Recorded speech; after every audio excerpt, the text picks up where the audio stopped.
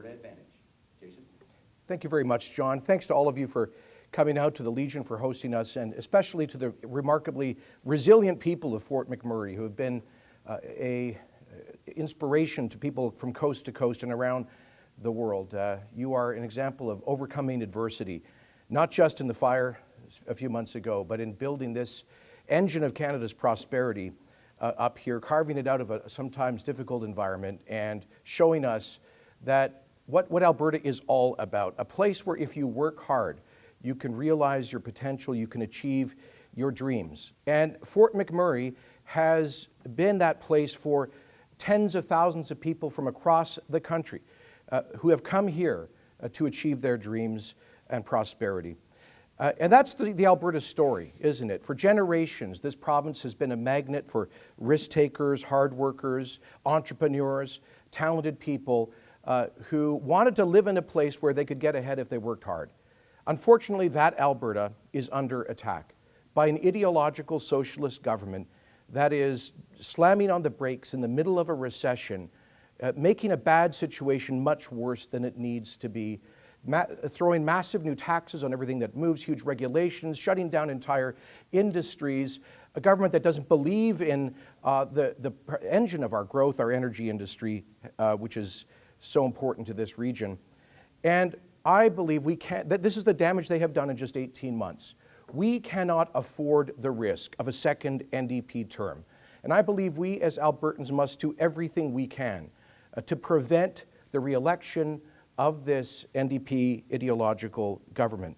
Now, in May of 2015, 40% of Albertans elected this NDP government, about 620,000 voters, while 360,000 voted for the Wild Rose Party and 410,000 for the Progressive Conservative Party. If we were to have combined those two blocks of free enterprise voters, they would have won 52% of the vote and 60 of the 87 legislature seats. We would not be living through this socialist experiment.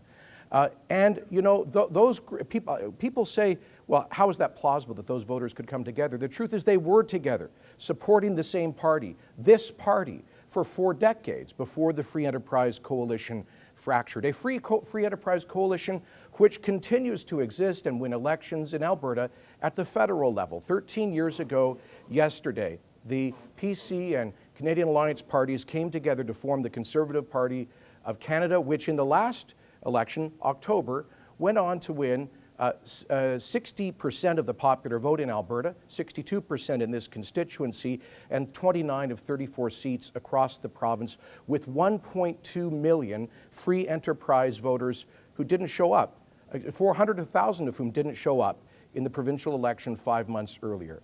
That's why I'm proposing a plan to unite Alberta, to restore our traditional free enterprise coalition, a contemporary version of the Lougheed or Klein coalitions that built modern Alberta and gave us the Alberta advantage, a provincial version of the Conservative Party of Canada, or an Alberta version of the Saskatchewan Party. And I propose to do so by seeking very openly a mandate to pursue unity in a democratic and accountable way.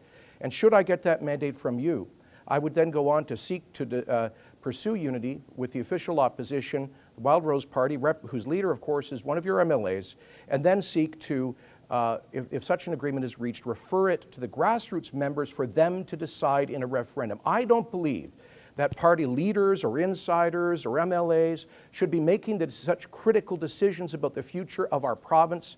I think we must let the grassroots membership to decide, to empower them in a referendum. We did that federally 13 years ago, and over 90% of the members of both parties endorsed that merger.